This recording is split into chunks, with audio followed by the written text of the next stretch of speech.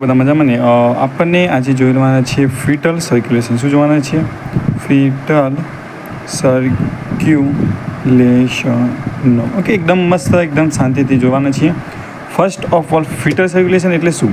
જ્યારે માતા પ્રેગ્નન્ટ હોય છે ને ત્યારે બાળકની અંદર લંગ્સનું ડેવલપમેન્ટ થયું હોતું નથી. તો હૃદય તો કમ્પ્લીટ વર્ક કરે, બટ જે લંગ્સ હતા ને એ વર્ક કરતા નથી. તો જેના કારણે બાળકની અંદર જે બ્લડ સર્ક્યુલેશન થાય છે એ કઈ રીતે થાય છે એ રીતે આપણે જોવાનું છે. ગર્ભની અંદર ખબર પડી? બાળક ગર્ભની અંદર કઈ રીતે બ્લડ સર્ક્યુલેશન થાય છે એ આપણે જોવાનું છે, જેને કહેવામાં છે ફીટલ સર્ક્યુલેશન. ફીટલનો ટાઈમ છે ને એ 2 મહિના પછીનો જે ટાઈમ હોય ને એને ફીટલ ટાઈમ કહેવામાં આવે છે. ઓકે, તો ફરી આપણે ખબર છે પ્લેસેન્ટા, કે જેની દ્વારા બાળક ખોરાકને બધું મેળવે છે, એનાથી જ બાળક બ્લડ સર્ક્યુલેશનમાં જોવા મળે છે. શું જોવા મળે છે? પ્લેસેન્ટા, જેની અંદર યુમ્બિલિકલ કોર્ડ હોય છે. ખબર? બાળક જ્યારે જન્મે ત્યારે અમ્બિલિકલ કોર્ડ અટેચ જોવા મળે છે. હા, આ એ જ અમ્બિલિકલ કોર્ડ કે જેની અંદર એક જોવા મળે છે યુમ્બિલિકલ વેઇન અને 2 અમ્બિલિકલ આર્ટરી જોવા મળે છે. ખબર પડી? એક અમ્બિલિકલ વેઇન જોવા મળે છે, 2 અમ્બિલિકલ આર્ટરી જોવા મળે છે. અમ્બિલિકલ વેઇન છે ને એ ઓક્સિજનેટ બ્લડ લઈ જાય છે. આની અંદર એવું જોવા મળે છે. ખબર પડી તને?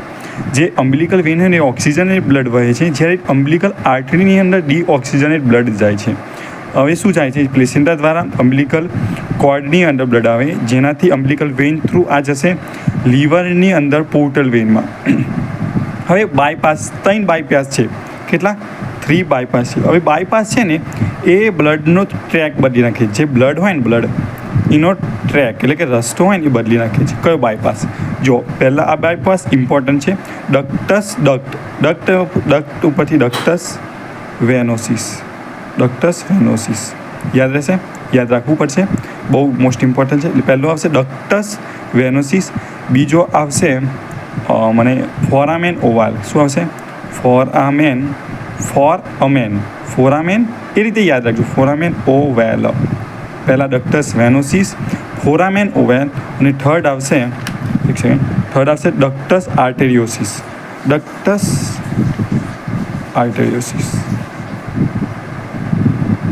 જો આ શું છે? બાયપાસ છે.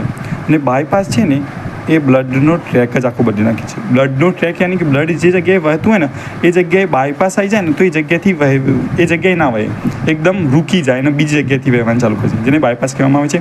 બાયપાસ 3 છે: ડક્ટસ વેનોસિસ, ફોરામેન ઓવેલ, ડક્ટસ વેનોસિસ, ડક્ટસ આર્ટિયોસિસ. વેન ઉપરથી વેનોસિસ, આર્ટરી ઉપરથી arteriosus, ductus. Okay, ductus venosus, ductus arteriosus, foramen ovale. જો હવે શું થાય છે? આપણે જોયું કે અમ્બિલિકલ વેઇન જે ઓક્સિજનેટ બ્લડ લઈ જાય છે. કયું ઓક્સિજનેટ બ્લડ લઈ જાય છે? ક્યાં ગાડી? પોર્ટલ વેઇનમાં. હવે પોર્ટલ વેઇન થ્રુ અહીં ગાડી એક બાયપાસ આવેલો, જેનું નામ છે ડક્ટસ વેનોસસ. પહેલો વી એટલે અમ્બિલિકલ વેઇન થ્રુ ડક્ટસ વેનોસિસ બાયપાસ દ્વારા એ ક્યાં જાય છે? ઇન્ફિરિયર વેના કહેવામાં. ખબર પડી? એટલે ઓક્સિજન અને બ્લડ, આ લીવર ક્યાંનું છે? બાળકનું છે. ઓકે, બાળકની અંદર ફીટલનું લીવર જોવા મળે છે. હવે ડક્ટસ વેનોસિસ ઇન્ફિરિયર વેના કહેવા થ્રુ ક્યાં જાય છે? Right artery. આ નોર્મલ બ્લડ સર્ક્યુલેશન જોવા મળે છે એ ગાડી, પણ થોડા ઘણા બાયપાસ જોવા મળે છે, જેના કારણે બ્લડનું ટ્રેક બદલી જાય છે. જેમ આપણને નોર્મલ હ્યુમન સર્ક્યુલેશન જોવા મળે છે એ રીતનું જ છે, પણ થોડાક બાયપાસ જોવા મળે છે, જ્યાં બાળક જન્મતા જ જેનું બ્રેકડાઉન થઈ જાય છે, મતલબ કન્વર્ટ થઈ જાય કે એવું થઈ જાય છે. જો ઇન્ફિરિયર વેના કહેવાની અંદર ડક્ટસ વેનોસિસ થ્રુ અમ્બિલિકલ વેઇન દ્વારા ઓક્સિજન બ્લડ અહીંગાડી આવે છે ઇન્ફિરિયર વેના કહેવામાં. હવે એ બ્લડ ક્યાં જાય છે? નોર્મલમાં જેમ જાય છે રાઇટ આર્ટરીઓમાં. હવે રાઇટ આર્ટરીઓમાં શું થાય છે? બ્લડનું ડિવાઈડ થાય છે. અમુક બ્લડ અહીંગાડી જાય છે રાઇટ વેન્ટ્રિકલમાં, જે નોર્મલ છે, ને અમુક બ્લડ અહીંગાડી ડેવલપ થયું હોતું નથી, જેના કારણે લેફ્ટ આર્ટરીઓમાં અમુક બ્લડ જતું રહે છે. ખબર પડી? જેને અહીંગાડી ફરીથી બાયપાસ, મેં કીધું જે રસ્તો બદલાશે ને ત્યાં બાયપાસ અવશ્ય જોવા મળશે. તો અહીંગાડી રસ્તો બદલાયો, રાઇટ આર્ટરીથી નોર્મલમાં રાઇટ વેન્ટ્રિકલમાં જાય, બટ અહીંગાડી બાયપાસ રસ્તો બદલાઈ ગયો તો અહીંગાડી બીજો એક બાયપાસ છે, જેને આવશે ફોરામેન ઓવેલ. શું કહેવામાં આવે છે? ફોરામેન ઓવેલ. તો રાઇટ આર્ટરીયમ થ્રુ ઓક્સિજનેટ બ્લડ ફોરામેન ઓવાલ દ્વારા લેફ્ટ એન્ટ્રિયલમાં જશે. હવે ખબર છે લેફ્ટ એન્ટ્રિયલનો બ્લડ ક્યાં જાય? લેફ્ટ વેન્ટ્રિકલમાં. અહીંગાડી એઓર્ટા હશે, એઓર્ટા થ્રુ આ બ્લડ એઓર્ટામાં જે બોડીના નીચલા ભાગમાં જવાનું છે. ખબર પડી ને? હા. તો રાઇટ આર્ટરીયમમાંથી અમુક બ્લડ લેફ્ટ આર્ટરીમાં જશે, પણ કઈ રીતે જશે? ફોરામેન ઓવલ બાયપાસ દ્વારા જવાનું છે લેફ્ટ આર્ટરીયમમાં નોર્મલ જે રીતે લેફ્ટ વેન્ટ્રિકલમાં જશે અને લેફ્ટ વેન્ટ્રિકલ જે એઓર્ટા દ્વારા કનેક્ટેડ હશે, જેના કારણે બ્લડ થશે લોઅર બોડી સિસ્ટમમાં જવાનું છે. હવે જો અમુક બ્લડ અહીં ખાલી ગયું, બધું બ્લડ નહીં જાય. અમુક બ્લડ હશે રાઇટ વેન્ટ્રિકલમાં જે નોર્મલ જ છે. રાઇટ વેન્ટ્રિકલમાં નોર્મલી આપની અંદર પણ જોવા મળે છે. તો રાઇટ વેન્ટ્રિકલમાં પછી આપણે ક્યાં જવાનું છે ખબર છે? આપણે જશે પલ્મોનરી આર્ટરીમાં બ્લડ જાય છે. હવે પલ્મોનરી આર્ટરી થ્રુ લંગ્સમાં જાય છે, બટ શું થાય છે? બાળકની અંદર લંગ્સ ડેવલપ જ નહીં હોતા. બાળકની અંદર જે લંગ્સ હોય છે ડેવલપ જ નહીં હોતા. તો ડેવલપ હોવાના કારણે ડેવલપ હોવા નથી, તેના કારણે અહીં ખાલી બીજો બાયપાસ હોય. મેં કીધું જ્યાં જે બાયપાસ હશે ત્યાં એનો ટ્રેક બદલાય છે. હવે એ બાયપાસ ડાયરેક્ટ એઓર્ટામાં જોડે કનેક્ટ છે. રાઇટ વેન્ટ્રિકલ થ્રુ લંગ્સમાં જાય છે, પણ લંગ્સમાં ડેવલપ હોતા નથી, જેના કારણે એક બાયપાસ હોય છે, જે બાયપાસ આપણે ડાયરેક્ટ એઓર્ટામાં લઈ જાય છે. અને એ બાયપાસનું નામ છે ડક્ટસ આર્ટરીયોસિસ. ક્યાં આવેલું છે? પલ્મોનરી આર્ટરી પર. શું આવેલું છે? ડક્ટસ આર્ટરીયોસિસ. દેખાય છે? હા, ડક્ટસ આર્ટેરિયોસિસ. ઓકે, તો આ બાયપાસ છે એ સીધું એઓર્ટામાં બ્લડ લઈ જાય છે. બધું બ્લડ એઓર્ટામાં ભેગું થાય છે અને બોડીના સિસ્ટમમાં જોવા મળે છે, અને ફરીથી બધું બોડીના સિસ્ટમમાં કલેક્ટ થઈ અમ્બિલિકલ આર્ટરી થ્રુ પાછું એ જાય છે અમ્બિલિકલ કોર્ડની અંદર અને પાછું પ્લેસેન્ટાની અંદર. પ્લેસેન્ટા એને ઓક્સિજનેટ કરે છે. કઈ રીતે કરે છે મને નથી ખબર, પણ ફરીથી પાછું જે રીતે સર્ક્યુલેશન આ રીતે જોવા મળે છે, જેને કહેવામાં આવે છે ફિટલ સર્ક્યુલેશન.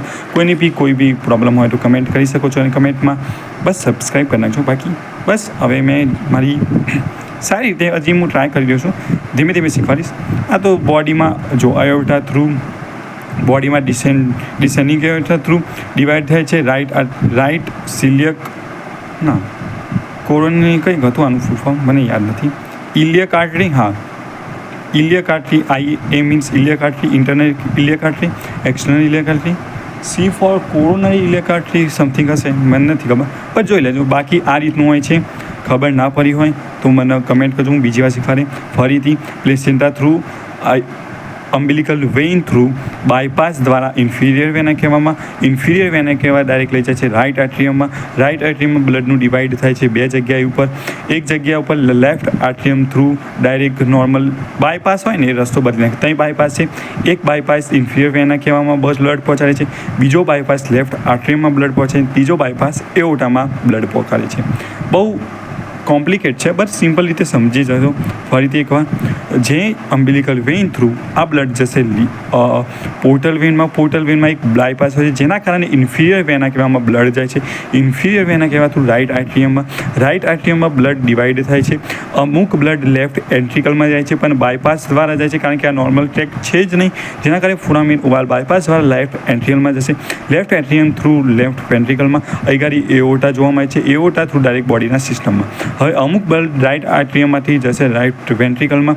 રાઇટ વેન્ટ્રિકલમાં થ્રુ જાય છે પલ્મોનરી આર્ટરી થ્રુ લંગ્સમાં જાય છે, બટ લંગ્સ ડેવલપ હોતા નથી, જેના કારણે પલ્મોનરી આર્ટરી પર એક બાયપાસ જોવા મળે છે. બાયપાસ સીધું લઈ ગયા છે એઓર્ટામાં, જે બાયપાસનું નામ છે ડક્ટસ આર્ટરીયોસિસ.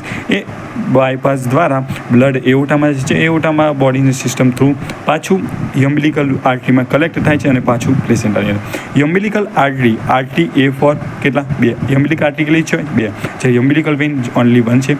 વેઇન ઓક્સિજનેટ બ્લડ કહે છે. આ મેઇન પોઈન્ટ છે, તમે એને સાચું હશે તો ગપ્પો મારી શકશો.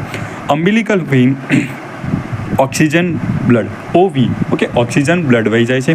અમ્બિલિકલ આર્ટરી જ્યાં ડીઓક્સિજન બ્લડ વહે છે. અને then bypass ductus venosus, umbilical vein through ductus venosus, okay, ductus arteriosus અને ફોરામેન ઓવલ. એકદમ રિપીટ કરજો, વિડીયો પચાવવા જોજો, चैनल लाइक करજો, सब्सक्राइब. Thanks for watching. मिलते हैं एकदम नेक्स्ट वीडियो में डेली ब्लॉगिंग में. बाय.